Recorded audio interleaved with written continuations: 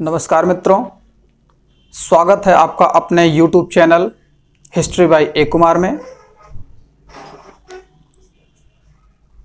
आप सभी लोगों को इसके पहले मैंने सिंधु सभ्यता से संबंधित एक वीडियो उपलब्ध कराया था। अपना एक वीडियो YouTube पर अपलोड किया था, जिस पर आप सभी लोगों का बहुत ही अच्छा स्नेह मिला। आप सभी लोगों ने बहुत ही अच्छे तरीके से इसको देखा, लाइक किया, शेयर किया, सब्सक्राइब भी किया।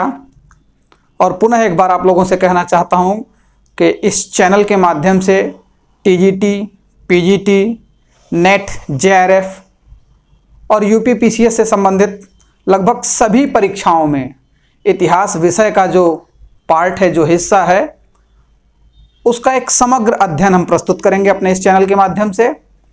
और एक बार पुनः आप लोगों से आशा करता हूं, आशा के साथ साथ निवेदन भी करता हूं कि आप सभी लोग अधिक से अधिक इस चैनल को सब्सक्राइब करें, लाइक करें, शेयर करें। और आप अपने बहुमूल्य कमेंट हमें जरूर करें, जिससे हम अपने इस चैनल में उत्तरोत्तर सुधार करने का प्रयास करते रहें। इसके पहले हमने सिंधु घाटी सभ्यता का भाग 1 आप लोगों के सामने प्रस्तुत किया था, और आज उसी क्रम में हम सिंधु घाटी सभ्यता के विषय में और कुछ चर्चा करेंगे। और उसका दूसरा पार्ट जो सिंधु घाटी सभ्यता के विस्तार से संबंधित है, हम उसके बारे में चर्चा करेंगे कि इस सिंधु घाटी सभ्यता का विस्तार जो है कहाँ कहाँ पर था और वर्तमान में इसकी स्थितियाँ क्या हैं। इसके बारे में एक बहुत बड़ा नहीं, एक छोटा सा ही वीडियो हम आप लोगों के सामने प्रस्तुत कर रहे हैं। और आप सभी लोग इसे अधिक से अधिक लाइक करें, शेयर करें, सब्सक्राइब करें और अपने कमेंट्स हमें ज़रूर लिखें। तो चलिए हम चलते हैं सिंधु घाटी सभ्यता के विस्तार की ओर। इसके पहले हमने जो पढ़ा था उसमें आप लोगों को सिंधु घाटी सभ्यता की पूरी स्थिति कहाँ से कब किसके द्वारा प्राप्त किया गया, अवशेष कहाँ से प्राप्त हुए, इसके बारे में बता दिया गया है। तो चलिए देखते हैं सिंधु सभ्यता का जो विस्तार है उसके बारे में हम थोड़ी सी आज चर्चा करते हैं। सिंधु सभ्यता का विस्तार। सिंधु सभ्यता का विस्तार, क्योंकि जब 1921 में यह सभ्यता सामने आई, इसकी खुदाई हुई, और 1924 में जब सर जॉन मार्शल ने अपना लेख प्रस्तुत किया तो पूरी दुनिया में विस्मय सा छा गया। चारों तरफ अलग नजरिए से भारत को देखा जाने लगा। तो इसी क्रम में हम चलते हैं, आज जानते हैं कि सिंधु सभ्यता का विस्तार तब कहां से कहां था और इसकी स्थितियां क्या थी।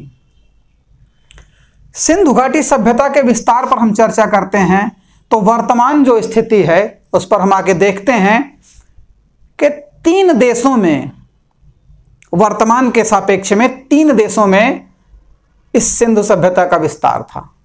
और इसमें सबसे पहला जो क्षेत्र था, एक क्षेत्र था अफगानिस्तान। क्योंकि अफगानिस्तान में मात्र 1 या 2 ही स्थल मिले हैं, इस नाते अपवाद स्वरूप भी इसे कह दिया जाता है।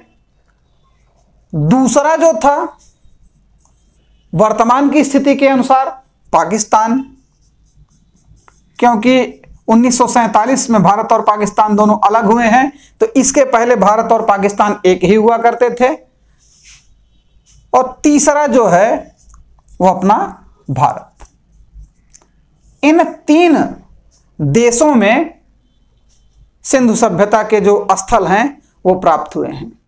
हमने आप लोगों को इसके पहले बताया था कि इसका जो क्षेत्र था उत्तर से दक्षिण और पूरब से पश्चिम, पश्चिम, पूरब, उत्तर एवं दक्षिण। तो पूर्व से पश्चिम जो इसका क्षेत्रफल था, ये था, लंबाई जो इसकी थी वो 1600 किलोमीटर थी, और उत्तर से दक्षिण जो इसकी लंबाई थी वो थी 1400 किलोमीटर। एक बहुत बड़ा क्षेत्रफल था। और ये क्षेत्रफल जो था वो 3 देशों में फैला हुआ था। चूंकि हम सभ्यता के विस्तार के बारे में अध्ययन कर रहे हैं, तो ये 3 क्षेत्रों में फैला हुआ था। अब हमें ये देखना है कि इसका क्षेत्र कहां से कहां तक फैला हुआ था। अब एक छोटा सा मैप आप लोगों के सामने प्रस्तुत करेंगे और उस मैप के माध्यम से हम चर्चा करेंगे। बहुत बड़ा मैप नहीं बनाएंगे, छोटा सा ही मैप एक बनाएंगे।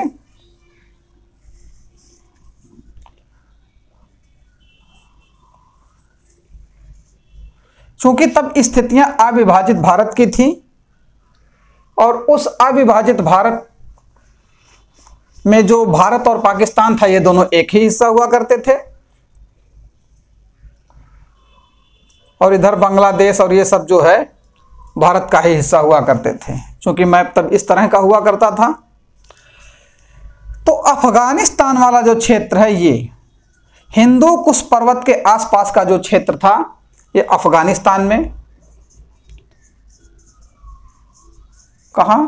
अफगानिस्तान। ये हो गया आपका अफगानिस्तान वाला क्षेत्र। फिर इसके बाद जो यहां से यदि हम देखेंगे तो भारत वाला जो हिस्सा था,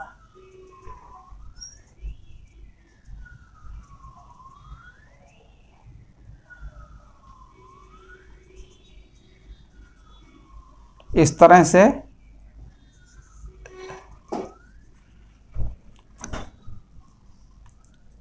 ये, तो ये वाला जो क्षेत्र आता है, ये सब टोटल का टोटल आता है पाकिस्तान वाले क्षेत्र में। आज वर्तमान की स्थितियां ऐसी हैं, तो ये भारत और पाकिस्तान वाला क्षेत्र, ये पूरा पाकिस्तान वाला क्षेत्र और ये भारत वाला क्षेत्र। तो भारत में जो क्षेत्र था, इसका उत्तर में मांडा से लेके दक्षिण में दायमाबाद तक, और यहाँ पश्चिम में पाकिस्तान वाले क्षेत्र से सुतकंगडोर से लेके यहाँ आलमगीरपुर तक, ये पूरा का पूरा क्षेत्रफल जो था, ये सिंधु घाटी सभ्यता का था। तो अब हम एक चीज और करते हैं, हम थोड़ा सा इसे जानते हैं कि सिंधु घाटी सभ्यता के जो स्थल मिले, चूंकि ये अफगानिस्तान में भी इसके कुछ स्थल हैं, तो इनके बारे में अब थोड़ा सा चर्चा करते हैं और क्रमवार तरीके से हम इसे लिखते हैं और फिर जानते हैं कौन कहां था। अफगानिस्तान में, ये अफगानिस्तान है। अफगानिस्तान में दो स्थल प्राप्त हुए, एक सोरतुघई और दूसरा मुंडीगाक।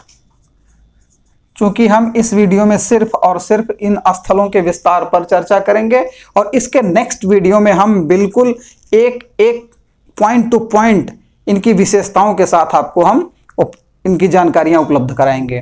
तो सोरतुघई जो था, सोरतुघई और मुंडीगाक, ये दोनों ही हिंदू कुश पर्वत के उत्तर में थे। इनकी विशेषताओं में था क्या? ये हिंदू कुश पर्वत के उत्तर में थे।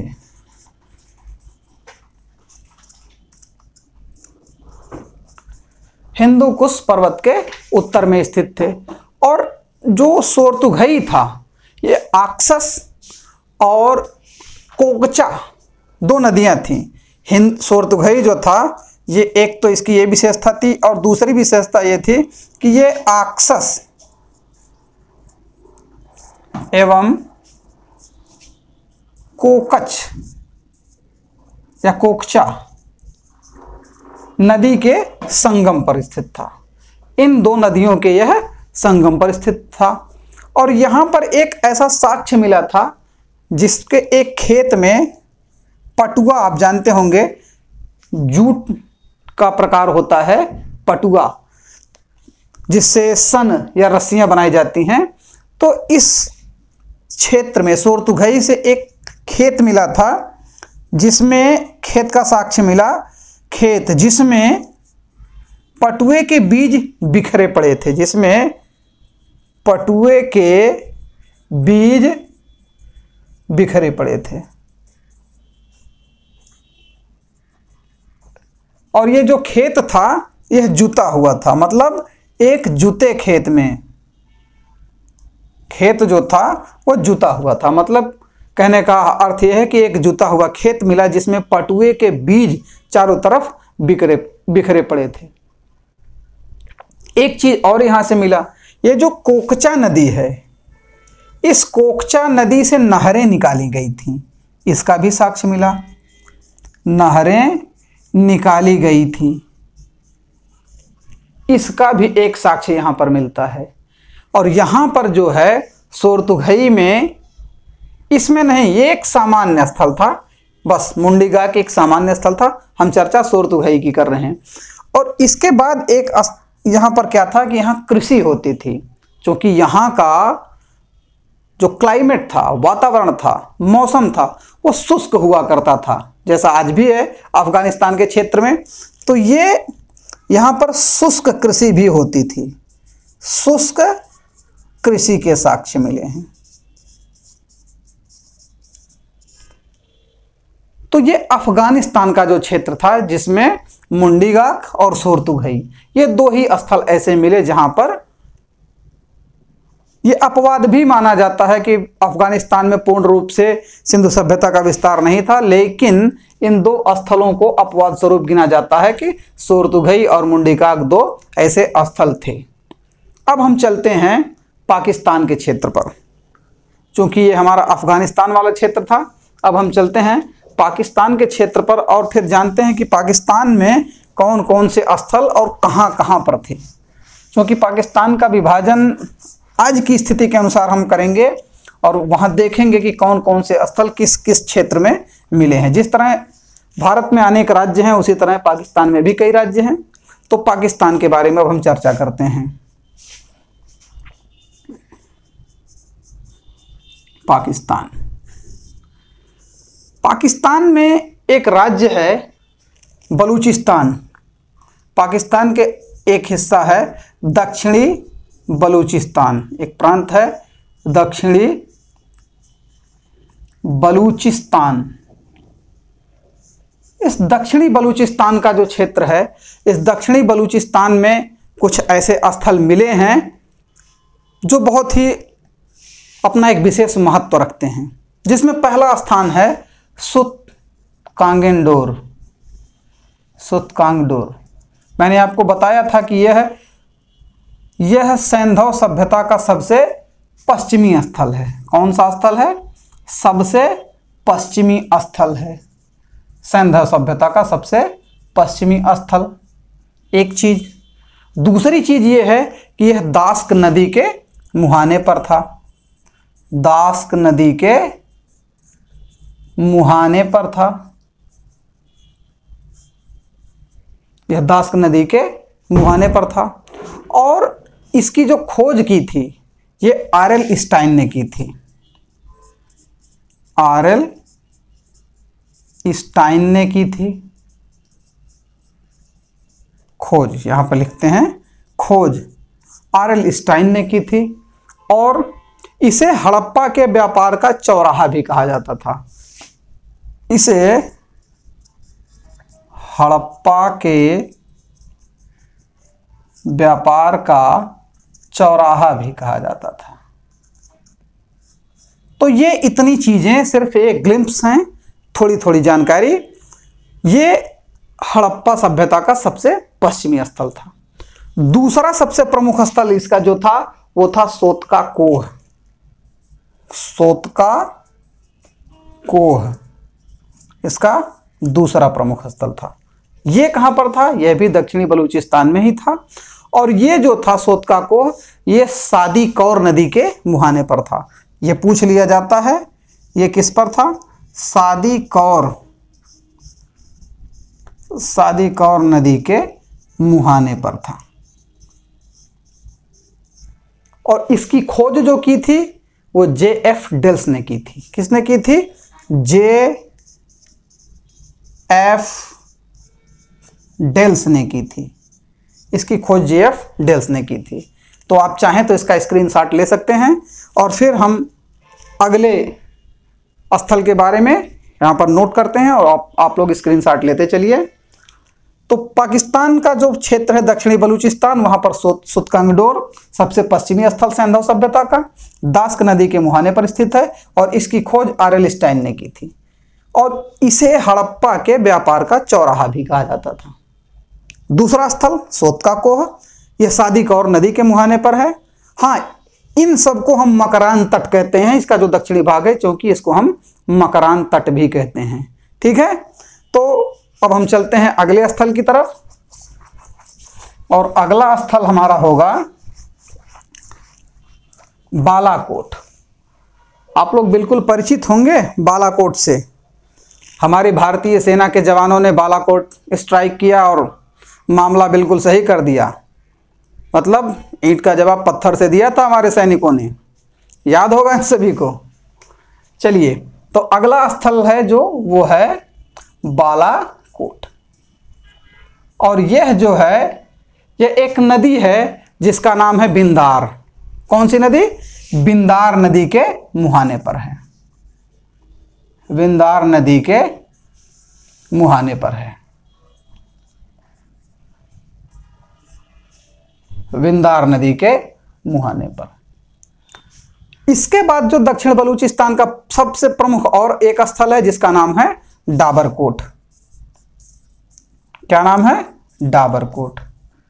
और यह भी एक नदी है जिसका नाम विंदर नदी, इसे भी कहा जाता है।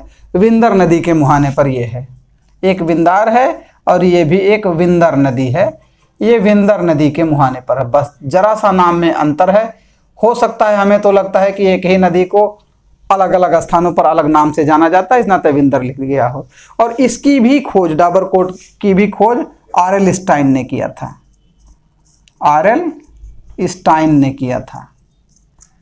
बस छोटी छोटी सूक्ष्म जानकारियां ये हैं, क्योंकि जब हम सिंधु सभ्यता के स्थलों के बारे में विशेष रूप से अध्ययन करेंगे तो सबके बारे में जितनी भी बातें हैं वो बड़े अच्छे तरीके से हम आप लोगों को नोट करवाएंगे और बताएंगे भी। तो ये पाकिस्तान के दक्षिण बलूचिस्तान प्रांत का के ये जो 4 स्थल थे ये हो गए। आप लोग इसका स्क्रीनशॉट ले सकते हैं। और पुनः अब हम चलते हैं पाकिस्तान के ही सिंध प्रांत में, पाकिस्तान के सिंध प्रांत में चलते हैं और सिंध प्रांत के बारे में थोड़ी सी जानकारी लेते हैं। पाकिस्तान का जो सिंध प्रांत था, सिंध प्रांत, और ये जो सिंध प्रांत था नहीं बल्कि है, वर्तमान में है।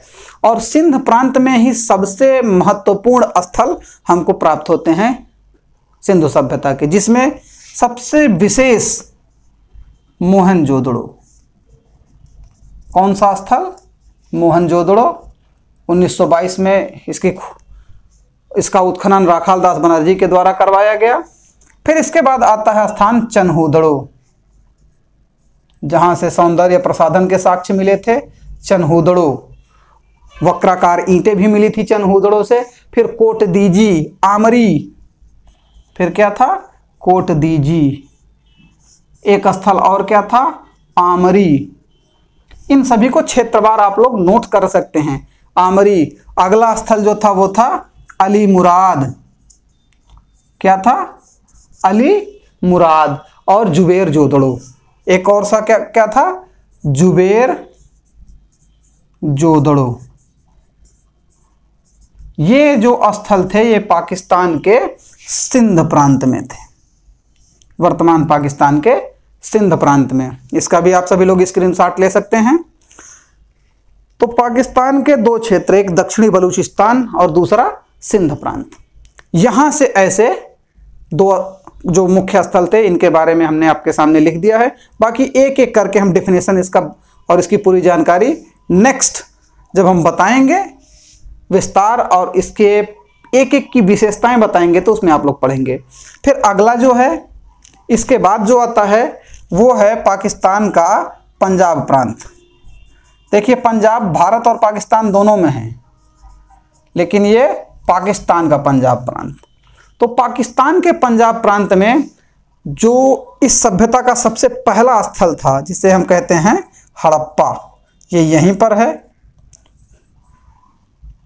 मांटगोमरी जिला पहले हुआ करता था और वर्तमान में अब ये साहिवाल जिला है। और दूसरा डेरा इस्माइल खां, डेरा इस्माइल खां, डेरा इस्माइल खां। अगला जो स्थल है वो है गुमला। ध्यान रखिएगा, यह है गुमला, जुमला नहीं। अगर आप जुमला लिख देंगे तो जुमला नेपाल का एक जिला है, मामला गड़बड़ हो जाएगा। और फिर अगला है रहमान ढेरी। रहमान ढेरी, कहीं डेरा है, कहीं डेरी है, कहीं ढेरी है। और इसके बाद एक स्थान आता है जलीलपुर और एक स्थान है चकरपुर। ये है जलीलपुर और अगला स्थान है रहमानपुर, नहीं चकरपुर बाने स्याल। चकरपुर बाने स्याल, चकरपुर बाने स्याल। ये इतने स्थल हड़प्पा, मांटगोमरी जिला वर्तमान में साहिवाल, रावी नदी के तट पर डेरा इस्माइल खां, गुमला, रहमान ढेरी, जलीलपुर, चकरपुर बाने स्याल, इतने स्थल पाकिस्तान के पंजाब प्रांत में थे। तो आपने पढ़ा कि दक्षिण बलूचिस्तान में, सिंध प्रांत में और पंजाब प्रांत में इतने स्थल। सिंध प्रांत में मोहनजोदड़ो, चनहूदड़ो, कोटदीजी, आमरी, अली मुराद और जुबेर जोदड़ो। ठीक इसी तरह पंजाब में हड़प्पा, डेरा इस्माइल खां, गुमला और रहमान ढेरी, जलीलपुर और चकरपुर बाने स्याल। तो थोड़ा सा इन स्थलों को शुरुआत में पढ़ना बहुत अच्छा नहीं लगता, थोड़ा सा उबाऊ लगता है, लेकिन बस इसके बाद फिर आप लोगों को बहुत ही अच्छी तरीके से समझ में आएगा और अच्छा भी लगेगा, क्योंकि ये इतिहास है। इसकी कहानियां जब आप लोगों को बताई जाएंगे तब थोड़ा सा आप लोगों को रोमांच उत्पन्न होगा और अधिक अच्छी तरीके से आप लोग पढ़ पाएंगे। तो दो, पाकिस्तान और अफगानिस्तान, ये दोनों देश तो हो गए। अब अगला देश जो है हमारा भारत, वर्तमान में जो भारत का क्षेत्र है उसके बारे में अब हम थोड़ा सा चर्चा करते हैं और जानते हैं कि भारत में किन किन स्थानों पर कहां कहां से कौन कौन से साक्ष्य मिले। अब सबसे पहले हम इसमें देखते हैं भारत में इसका विस्तार कहां कहां है। हमारे भारत में इसका विस्तार कहां कहां है। पहला तो भारत का जो पंजाब प्रांत है, पंजाब, हरियाणा, गुजरात, राजस्थान, उत्तर प्रदेश और महाराष्ट्र, ये इतने प्रदेश हैं जहां पर सिंधु सभ्यता के स्थल प्राप्त हुए हैं। और इसमें हम बारी बारी से देखते हैं कहां से कौन कौन से स्थल प्राप्त हुए हैं। अब चलिए इस क्रम में हम सबसे पहले देख लेते हैं हरियाणा के बारे में। हरियाणा में कौन कौन से स्थल प्राप्त हुए, बस क्रमवार हम सिर्फ आज इन स्थलों के बारे में जानकारी करेंगे, कहां से कौन से स्थल प्राप्त हुए। तो हरियाणा में राखी गढ़ी, सिसवल, कुणाल, बनावली, मिताथल और बालू, ये 6 स्थल हैं हरियाणा के सबसे प्रमुख। पहला क्या है, राखी गढ़ी। इसका आप लोग स्क्रीनशॉट लेते चलिएगा, नोट करते चलिएगा, काफ़ी अच्छा रहेगा आप लोगों के लिए। फिर अगला जो स्थल है वो कौन सा था, सिसवल। इसके बाद जो स्थल था वो कुणाल। कुणाल से मुकुट मिले हैं, आगे इसके बारे में बताएंगे। बनावली से कुल्हाड़ी वगैरह और कई अन्य वस्तुएं मिली हैं, बनावली। फिर मिताथल और बालू, मिताथल एवं बालू, ये सिंधु स्थल कहाँ से मिले, हरियाणा से मिले हैं। और जो ये बालू है, अब की बार पीसीएस में ये सीधे सीधे प्रश्न पूछा गया था, बालू ये सिंधु स्थल किस प्रदेश में है, तो बालू कहाँ है, यह जो है हरियाणा में है। अब हम आगे चलते हैं, इसका स्क्रीनशॉट आप लोग ले लीजिए। तो हमने हरियाणा के बारे में देख लिया। अब नंबर आता है पंजाब का। अब हम लोग चलते हैं पंजाब की तरफ और पंजाब में देखते हैं ये कौन कौन सा स्थल है। पंजाब का सबसे मुख्य स्थल जो था वो आप लोग जानते हैं रोपड़ है। पंजाब, रोपड़, पंजाब जो है इसमें रोपड़ है। और एक चीज आप लोग और जान लीजिए कि जो रोपड़ है इसका उत्खनन, इस स्थल का जो उत्खनन है यह स्वतंत्रता के बाद पहला स्थल है रोपड़। इसका आधुनिक नाम भी आप लोग जान लीजिए, इसका आधुनिक नाम है रूपनगर। सतलज नदी के तट पर है, इसका आधुनिक नाम क्या है? रूपनगर, रोपड़। इसके बाद चक 86, बाड़ा, संघोल, ढेर माजरा और कोयना निहंग खान, ये स्थल हैं। इन स्थलों के बारे में जो है हम जानेंगे, ठीक है। इसके बारे में एक बार हम नोट कर लेते हैं। इसके बाद क्या है? कोटला निहंग खान, दूसरा स्थल है कोटला निहंग खान, ठीक। पंजाब में रोपड़, आधुनिक रूपनगर, फिर कोटला निहंग खान।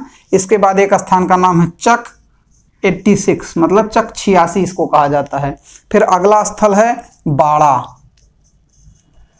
ध्यान दीजिएगा आप लोग, इन सब को एकदम बिल्कुल याद रखें। इसके बाद है अगला संघोल। क्या है? संघोल। और संघोल के बाद एक और है ढेर माजरा। कौन सा? ढेर माजरा। तो आप लोग अपना एक सिस्टम बना के इस सब को ठीक से देख सकते हैं। पंजाब का जो क्षेत्र कौन सा है? रोपड़, रूपनगर, कोटला निहंग खान, चक 86, बाड़ा, संघोल और ढेर माजरा। ये स्थल कहाँ हैं? पंजाब में है। फिर अब इसके बाद नंबर आता है अगले प्रदेश का। हाँ, एक चीज हम भूल गए थे यहाँ पर लिखना, ये जम्मू कश्मीर। देखिए इसका नाम भूल गए, जम्मू एवं कश्मीर, ठीक। तो पंजाब हो गया, हरियाणा हो गया। अब इसके बाद हम अगले स्थल की तरफ चलते हैं। अगले प्रदेश में आप लोग इसका स्क्रीनशॉट ले लिया करें, जिससे आप सभी लोगों को अध्ययन करने में आसानी रहे। तो चलिए अब हम चलते हैं, अब सीधे हम सबसे उत्तरी क्षेत्र जम्मू कश्मीर में ही चलते हैं। जम्मू एवं कश्मीर, चूंकि अब ये एक यूनियन टेरिटरी हो गया है, संघ राज्य क्षेत्र हो गया है, तो जम्मू और कश्मीर में एक ही स्थल सबसे मुख्य रूप से पाया गया है और उसका नाम है मांडा। क्या नाम है? मांडा। चिनाब नदी के तट पर यह है मांडा। और इसका जो खोज किया था वो जेपी जोशी और मधुबाला ने किया था। जेपी जोशी मतलब जगपति जोशी, जेपी जोशी एंड मधुबाला जी ने किया था इसकी खोज, ठीक। किसने किया था? जेपी जोशी और मधुबाला ने, जम्मू कश्मीर में। और यह है सैंधव सभ्यता का सबसे उत्तरी स्थल है, ठीक। तो इसका भी आप लोग स्क्रीनशॉट लेते रहें। और फिर हम पुनः चलते हैं इसके बाद राजस्थान में, और वहां पर देखते हैं कौन कौन से स्थल हैं, ठीक है। तो जम्मू कश्मीर के बाद आता है राजस्थान। राजस्थान,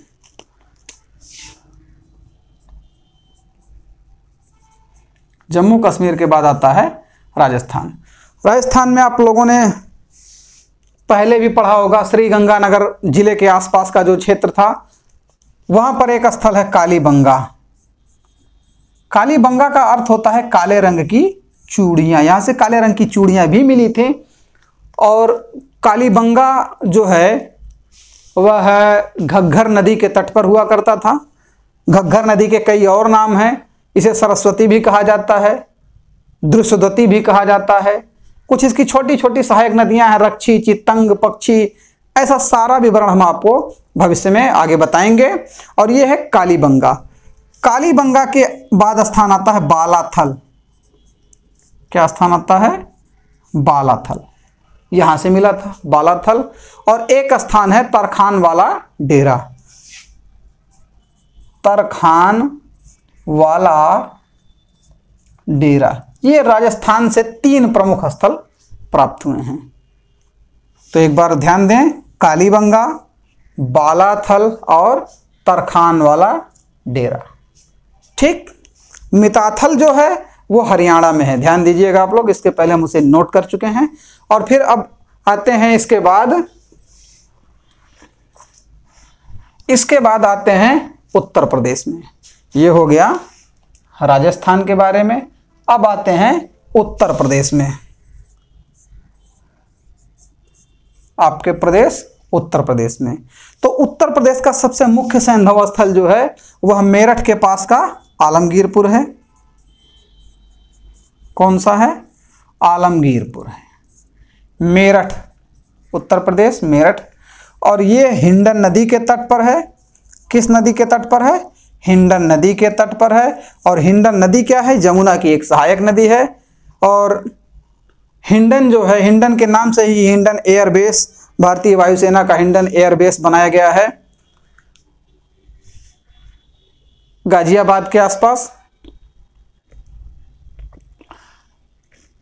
आलमगीरपुर हो गया, यह सैंधव सभ्यता का सबसे पूर्वी स्थल था।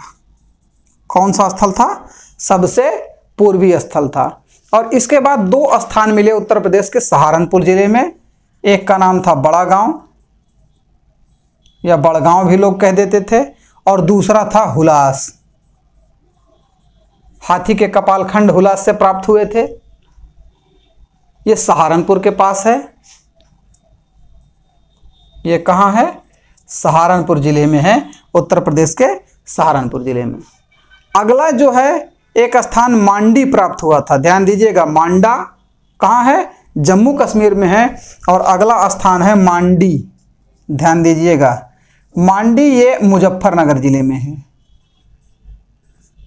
और इसकी खासियत, इसकी विशेषता ये है कि पूरे सैंधव सभ्यता में सर्वाधिक रूप से सबसे ज्यादा स्वर्ण सिक्के यहां से प्राप्त हुए हैं। क्या प्राप्त हुए हैं? स्वर्ण सिक्के, सोने के सिक्के सबसे अधिक मात्रा में यहीं से प्राप्त हुए हैं। तो पुरातत्वविदों और इतिहासकारों ने यह कल्पना की है कि यहाँ पर कभी कोई टकसाल रहा होगा, या मुद्रा ढालने की फैक्ट्री, मुद्रा ढालने का जो स्थान होता है टकसाल कहलाता है, यहाँ पर कोई टकसाल रहा होगा। ठीक। इसके बाद एक स्थान और उत्तर प्रदेश में मिलता है, सनौली। सोनौली नहीं, सनौली। सनौली है यह बागपत जिले में। किस जिले में है? उत्तर प्रदेश के बागपत जिले में। यहां से क्या प्राप्त हुआ? यहां से 125 की संख्या में मानव समाधान प्राप्त हुए, मतलब कब्रें प्राप्त हुई। 125 मानव समाधान। ठीक। और यहां पर कुछ चीजें विशेष रूप से मिली। 3 शवों वाला कब्र मिला। यहां पर एक ही शव में 3 लोगों को एक साथ दफनाया गया। 3 शवों वाला कब्र मिला यहां से, एक ही कब्र में 3 लोग। और यहां से 2 चीजें और क्या मिली बड़ी विशेष? यहां से एक चीज तो सबसे विशेष ये मिले कि तांबे के ढेर मिले। क्या मिले? तांबे के ढेर। तांबे के ढेर मिले। और यहां पर तांबे की बनी ताम्र तलवारें मिली। 2 तलवारें मिली। 2 तलवार, तो तलवारें मिली जो किसकी बनी थी? तांबे की बनी थी। तो ये इतने स्थल उत्तर प्रदेश में सैंधव सभ्यता के मिले। कौन सा? आलमगीरपुर, बड़गांव और हुलास सहारनपुर में है, आलमगीर मेरठपुर में, और फिर मांडी ये मुजफ्फरनगर में, और सनौली बागपत में। यहाँ से 125 मानव समाधान, 3 शवों वाला कब्र, 2 तलवारें मिली जो तांबे की बनी थी, और तांबे के ढेर मिले। इसका भी आप लोग स्क्रीनशॉट ले लें। और अब 2 प्रदेश ऐसे बचे हैं जिसमें महाराष्ट्र है। हाँ, ये उत्तर प्रदेश भी आपका हो गया है, जम्मू कश्मीर के भी बारे में बता दिए। अब 2 बचे हैं, महाराष्ट्र और गुजरात। तो सबसे पहले हम सबसे दक्षिणी क्षेत्र पर चलते हैं, जिसे हम महाराष्ट्र, सिंधु सभ्यता का जो स्थल महाराष्ट्र में प्राप्त हुआ था, ठाणे जिले के पास, वहाँ के बारे में थोड़ी सी चर्चा कर लेते हैं। फिर आते हैं उस स्थान पर जहाँ पर सैंधव सभ्यता के सबसे अधिक स्थल प्राप्त हुए हैं। तो अगला हमारा है महाराष्ट्र। अगला जनपद प्रदेश क्या है हमारा? महाराष्ट्र। महाराष्ट्र में सिर्फ एक स्थान मिला है, वो है दायमाबाद। दायमाबाद या दायमाबाद भी इसको कह दिया जाता है। इसकी विशेषता ये थी कि यहां पर यह जो स्थल है, यहां नवपाषाण काल के भी साक्ष्य मिलते हैं, नवपाषाण काल के भी साक्ष्य मिलते हैं। और यह प्रवरा नदी के तट पर है। किस पर? प्रवरा नदी के तट पर स्थित है और ठाणे जिले के पास है। ठीक, तो ये हो, और ये सबसे दक्षिणी स्थल है, सैंधव सभ्यता का सबसे दक्षिणी स्थल है। ठीक, ये सैंधव सभ्यता का सबसे दक्षिणी स्थल है। तो इस तरह से हमने सबसे उत्तरी, सबसे पूर्वी, सबसे पश्चिमी और सबसे दक्षिणी इन स्थलों के बारे में जानकारी प्राप्त कर ली। अगर आपसे कोई पूछे कि सबसे पश्चिमी स्थल वर्तमान में किस प्रदेश में है, तब आप दक्षिण बलूचिस्तान का नाम लेंगे पाकिस्तान में। सबसे पूर्वी स्थल तो उत्तर प्रदेश में है, सबसे उत्तरी स्थल जम्मू एवं कश्मीर में, और सबसे दक्षिणी स्थल कहाँ है? दायमाबाद महाराष्ट्र में है। ठीक है, तो अब हम चलते हैं उस प्रदेश में जहां सैंधव सभ्यता के सर्वाधिक स्थल प्राप्त हुए और अलग अलग क्षेत्रों से प्राप्त हुए, इसके बारे में चर्चा करते हैं। और अगला जो क्षेत्र हमारा वो क्या है? गुजरात। अब महाराष्ट्र भी ये हो गया, और अगला स्थल क्या है हमारा? गुजरात। देखिए, गुजरात जो है, गुजरात में ही सबसे ज़्यादा सैंधव सभ्यता के स्थल मिले और सबसे विशेष सैंधव स्थल मिले। ठीक है, तो अब हम जानते हैं यहाँ पर कौन कौन से स्थल मिले। देखिए, यहाँ दो भागों में ये विभाजित किया गया। एक तो कच्छ का रण, कच्छ का रण, रण का मतलब होता है दलदली भूमि। हाँ, दलदली भूमि का क्षेत्र कच्छ के रण से है। तो कच्छ के रण में 3 स्थल बहुत ही महत्वपूर्ण हैं। एक तो धौलावीरा, एक कौन सा है? धौलावीरा। दूसरा है देसलपुर, दूसरा कौन सा है? देसलपुर। और तीसरा है सुरकोटड़ा, यहां से घोड़े की अस्थियां प्राप्त हुई थी, सुरकोटड़ा। ये 3 स्थल कहां से प्राप्त हुए? कच्छ के रण से प्राप्त हुए। तो 2 भागों में गुजरात को विभाजित किया गया है। एक तो कच्छ का रण वाला क्षेत्र है और दूसरा है खंभात की खाड़ी। कौन सा है? दूसरा खंभात की खाड़ी। ये खंभात की खाड़ी। अब खंभात की खाड़ी में जो क्षेत्र आते हैं उन्हें हम क्रमशः देखते हैं। एक तो सबसे पहले है रंगपुर। कौन सा है? रंगपुर। और सैंधव सभ्यता का सबसे विशेष स्थल जो है वो अब आगे मिलता है, वो है लोथल। यहीं से है। किस क्षेत्र में है? खंभात की खाड़ी के क्षेत्र में है, लोथल। इसके बाद एक स्थल आता है कुंतासी। कौन सा? कुंतासी, यहीं से था। अगला एक स्थल है रोजदी। रोजदी, ये भी यहीं से था, रोजदी। एक स्थल है नागेश्वर, हम देखेंगे कौन सा? नागेश्वर।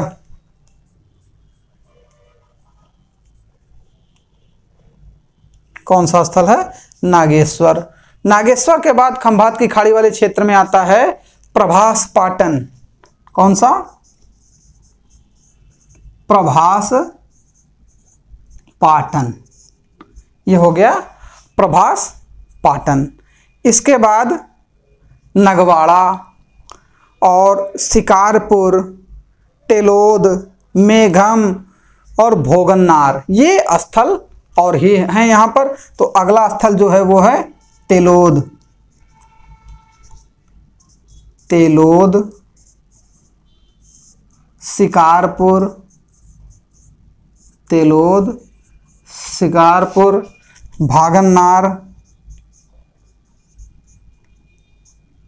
भागन्नार, और एक स्थल आपका जो बचता है वो है नगवाड़ा।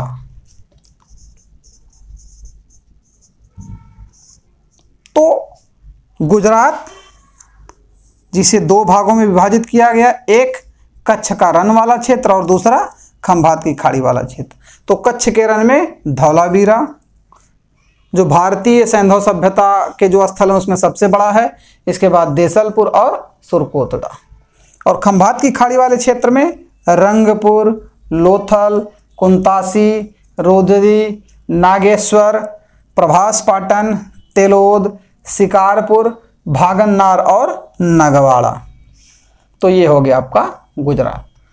तो आज हमने उत्तर से दक्षिण और पूर्व से पश्चिम सिंधु घाटी सभ्यता का जो विस्तार था, पूर्व से पश्चिम 1600 किलोमीटर और उत्तर से दक्षिण 1400 किलोमीटर का जो क्षेत्रफल था, जो क्षेत्र था, इस क्षेत्र में किन किन प्रदेशों में और किन किन देशों में सैंधव सभ्यता का विस्तार था उसके बारे में हमने पढ़ा। पहला अफगानिस्तान, 2 स्थान सोर्तगोई और मुंडीगाग, फिर पाकिस्तान, पाकिस्तान के दक्षिण बलूचिस्तान प्रांत में, अगला सिंध क्षेत्र में और पाकिस्तान के पंजाब क्षेत्र में, फिर भारत के हरियाणा में, पंजाब में, गुजरात में, राजस्थान में, उत्तर प्रदेश, महाराष्ट्र एवं जम्मू कश्मीर में, और जो भी स्थल यहाँ पर थे इनके बारे में जो मुख्य स्थल थे हमने आज चर्चा की। तो आज के वीडियो में बस इतना ही। नेक्स्ट वीडियो में हम आप सभी के लिए अब पूर्ण विस्तार पूर्वक चर्चा के साथ प्रस्तुत होंगे। और आप लोगों से अंत में एक बार पुनः निवेदन है कि आप सभी लोग इस चैनल को अधिक से अधिक लाइक, शेयर और सब्सक्राइब करें और अपने अमूल्य कमेंट जरूर लिखें। तो इसी के साथ आप सभी लोगों को बहुत बहुत धन्यवाद और वीडियो को आप सभी लोग पूरा देखें। जय हिंद।